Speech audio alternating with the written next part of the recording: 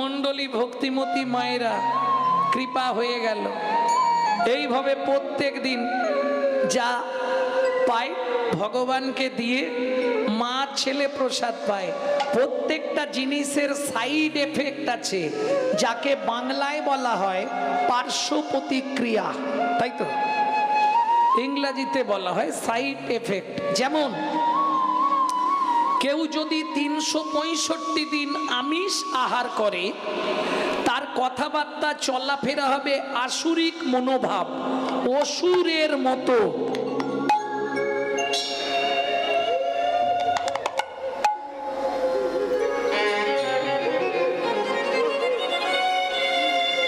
কেউ যদি 365 দিন ভগবানের প্রসাদ পায়,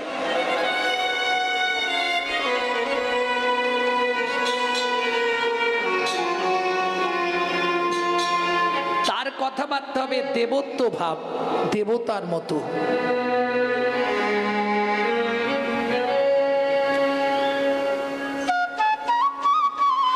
ভক্তমণ্ডলী ভক্তিমতী মায়েরা এটা বুঝতে হবে। একে বলে সাইড এফেক্ট, পার্শ্ব প্রতিক্রিয়া। যেমন দেখবেন যারা খুব ছোটবেলা থেকে স্মোক করে, মুখ বিড়ি টিড়ি খায় না, ওদের বুড়ো বয়সে গিয়ে একটা নিদেনের কাশি শুরু হয়, ওই কাশিতেই ওরা মরে যায়।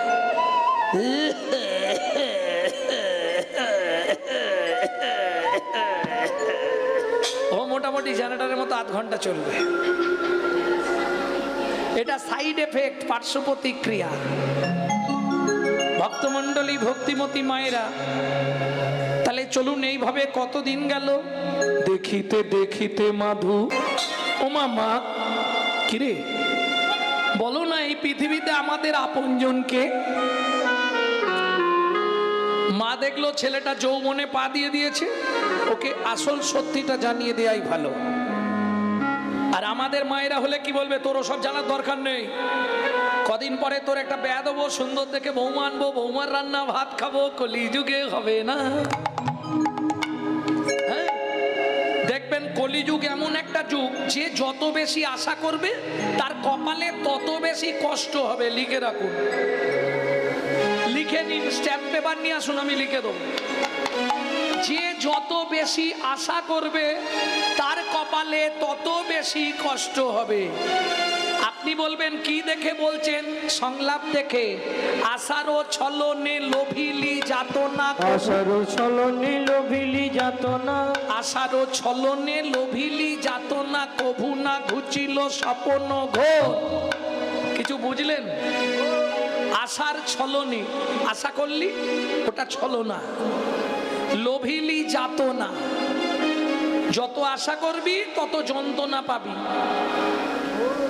কভু না ঘুচিল স্বপ্ন ঘোর, তবু স্বপ্ন দেখতে ভুলিনি। 3 তলাটা এবারে 4 তলা করব, যা গরম পড়েছে একটা এসি নিতে হবে। কি তাই না? সবই করব, কিন্তু যার দ্বারাই করব তাকে রাখবো চিলেকোটার ছাদে, বজ্রাঘাত পড়লে তার মাথায় পড়ব। হ্যাঁ, আজকে হিন্দু মায়েদেরকে একটা কারণে আমি সারা জীবন প্রণাম করি, জানেন? এদের একটা গুণ সব থেকে বড় আছে, সেটা হচ্ছে আজকে এরা ছিল বলে নকলদানা ফ্যাক্টরির মালিকগুলো বেঁচে আছে।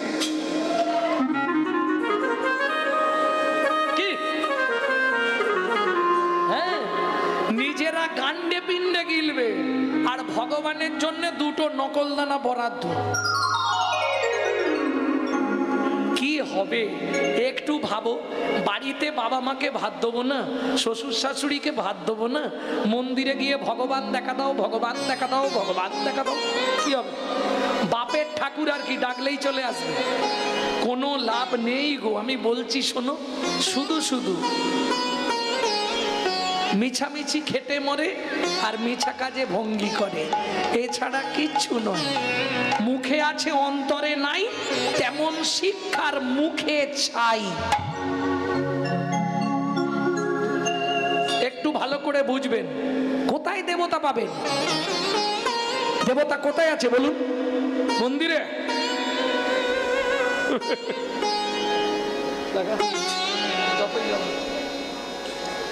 দেবতা কোথায়?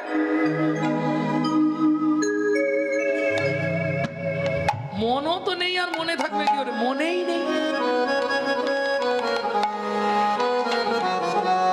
মনই মনে নেই, মন মনে আছে?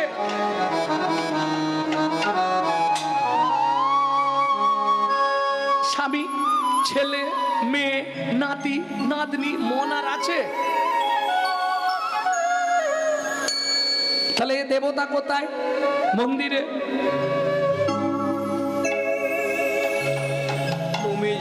তুমি যতই যাও না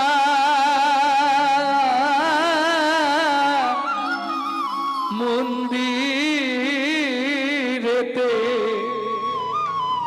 যতই করো গঙ্গা স্নান, বাবা মাকে না বাসলে ভালো খুশি হয় না ভগবান। বাবা মাকে না বাসলে ভালো খুশি হয় না ভগবান। বাবা মাকে না বাসলে ভালো খুশি হয় না ভগবান। বাবা মাকে না বাসলে ভালো খুশি হয় না ভগবান। বাবা মা যে সবার সেরা জগত মাঝারে, তাদের পূজা করলে পাবি সকল দেবতারে। বাবা মা যে সবার সেরা জগৎ সংসারে, তাদের সেবা করলে পাবি সকল দেবতারে।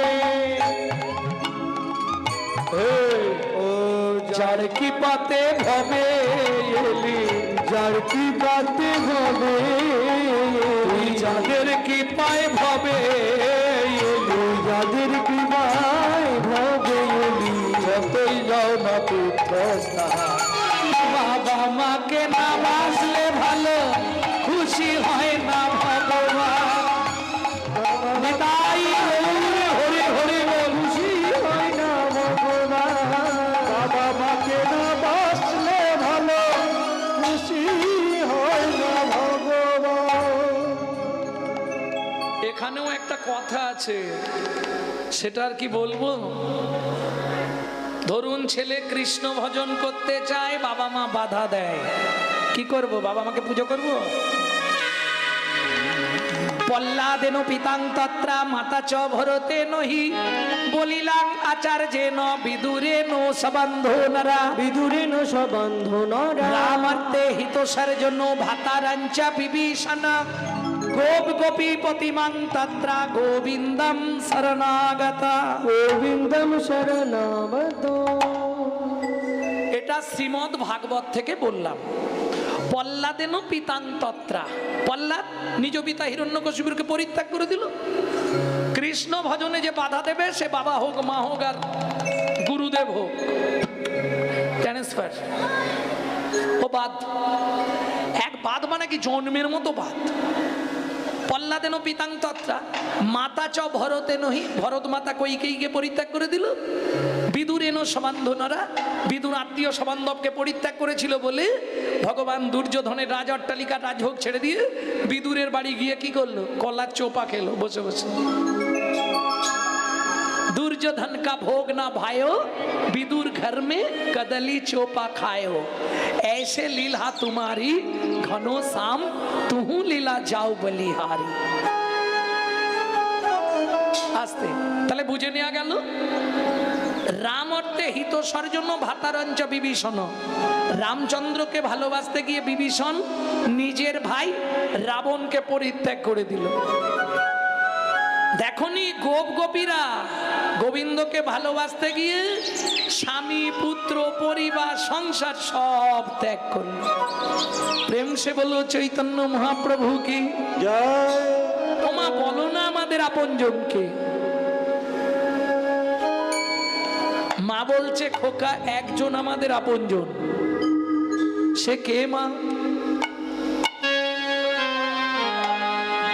ঈশ্বর পরমং কৃষ্ণ সচ্চিদানন্দ বিগ্রহ। ঈশ্বর পরমং কৃষ্ণ সচ্চিদানন্দ বিগ্রহায় অনাদি গোবিন্দ সর্বকারণে তারণা। অনাদিরাদি হর গোবিন্দ সর্বকারণে কারণ ঈশ্বর পরমং কৃষ্ণ সচিদানন্দ বিগ্রহ। ঈশ্বর পরমং কৃষ্ণ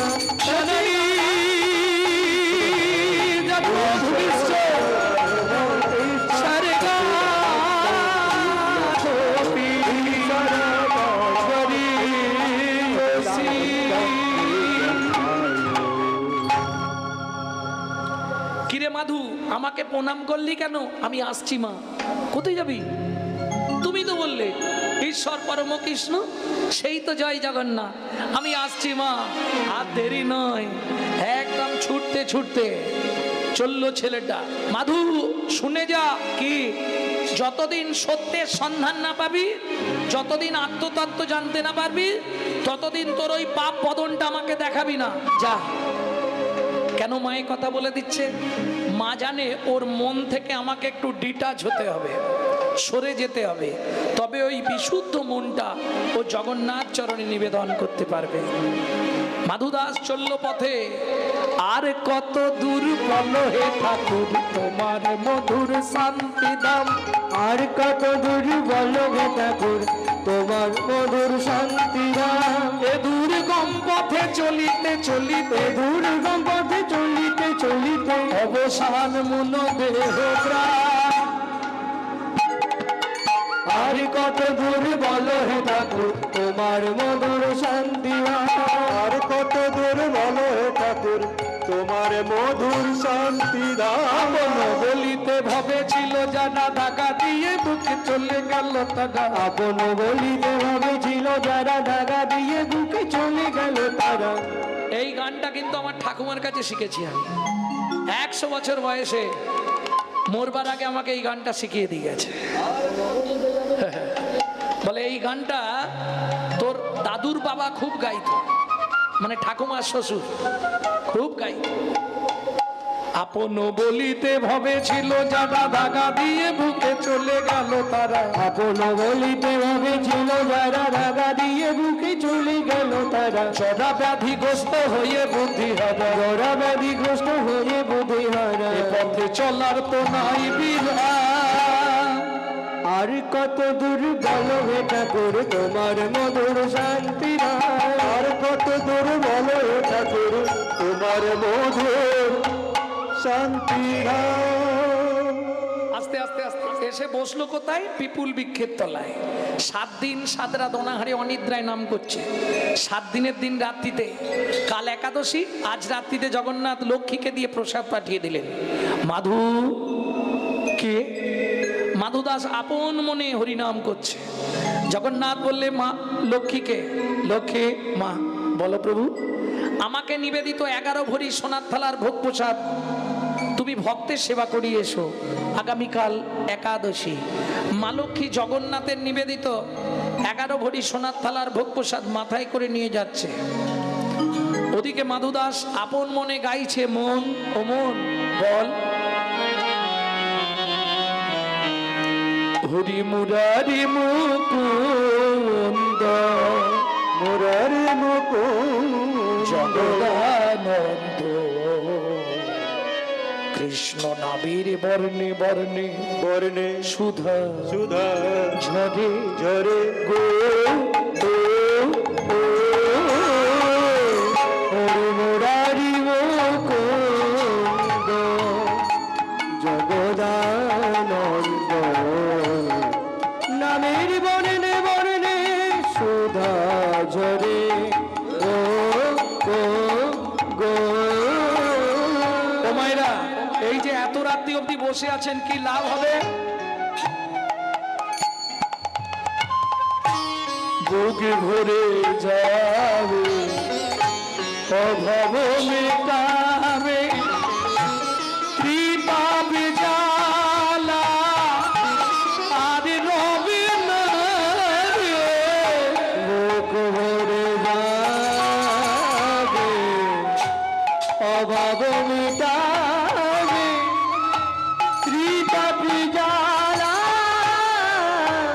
আর রবে না রে ভজরে অন্ধ চরণার বিন্দ তোমরা ভজরে অন্ধ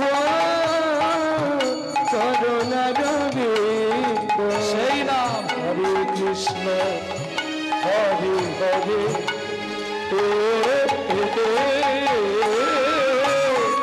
মুরারি মুকুন্দ জগদানন্দ কৃষ্ণ নামের বর্ণে বর্ণে সুধাধরে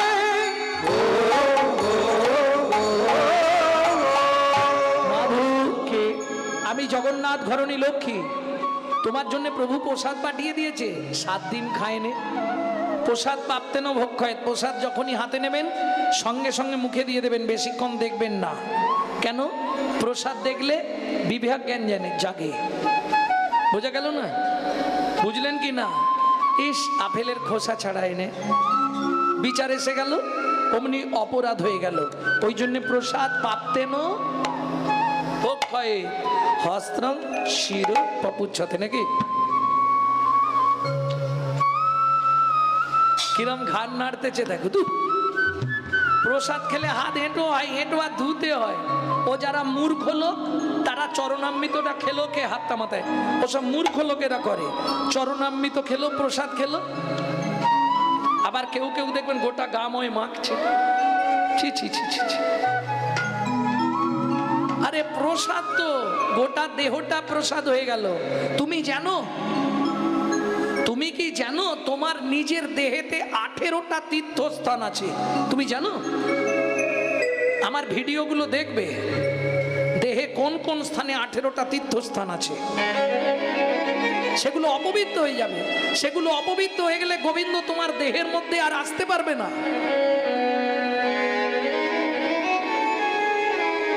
বিশেষ করে এঁঠো সগড়ি এগুলো খুব মেনে চলবেন আর শৌচ অশৌচ এগুলো মেনে চলতেই হবে না হলে আপনার দেহ অপবিত্র হয়ে যাবে যখনই অপবিত্র হয়ে যাবে আপনি পিচো স্কুলে জন্ম পাবেন বুঝলেন না ওই ভূত পিচাসের দিকে চলে যাবেন আর মানুষ থাকবেন না প্রেম সে বলল চৈতন্য মহাপ্রভু কি জয়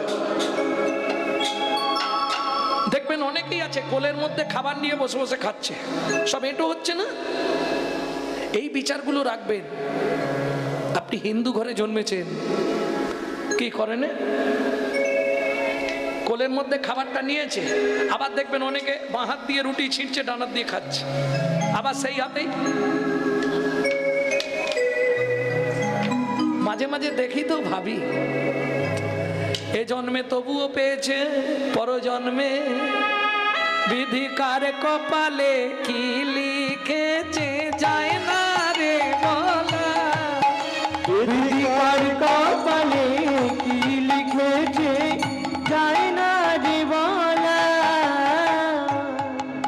কার কপালে কি লিখেছে বোঝা যাবে কাউকে দিল অট্টালিকা কাউকে দিল অট্টালিকা কারো গাছতলা কারো কপালে কি লিখেছে যায় না রে বলা বিধি কার কপালে কই লিখেছে যায় না রে বলা যেমন কর্ম তেমনি ফল গভীর ভূমিতল কারো জীবন সুখে কাটে কারো চোখে জল যেমন কর্ম তেমনি ফল গভীর ভূমিকা কারো জীবন সুখে কাটে কারো দুনয়নে যায় বুঝে নেওয়া গেল প্রসাদটা পেয়ে মাধুদাস সোনার থালাটা পিছন দিকে রেখে ভজন করছে। আগেই বলেছি সোনায় অহংকার বাড়ে। পুরীর পান্ডারা লাঠিয়াল নিয়ে সোনার থালা খুঁজতে বেরোলো। কোথায়? কেহ বা উত্তরে, কেহ বা দক্ষিণে, কেহ বা উত্তরে সঘনে ধাইয়া যায়। যাহা মাধুদাস কৃষ্ণ নামেতে উল্লাস, তাহাতে মিলিল যায়। এই দেখ সামনে হরি হরি আর পিছনে থালা চুরি। দেখেছিস? ও বাবাজি, সবাইটি লড়া পুকুরে না, পুকুরে ধামে বলো চুরি করেছি কিটা পকেটে বাড়ি পুত্তি দিব। ও ভাই এ হবে না, গুছিয়ে গাছের সঙ্গে বাঁধ, বেঁধে চাবুক দিয়ে মার। মারো ওকে মারো, ওকে মারো মারো, মারো মারো। মারো। চোরু চোরু বলি সবে করে বেত্রাঘাত। চোরু চোরু বলি সবে হে জগন্নাথ, আমি তো চোরু তো এরাই আমায় মারে।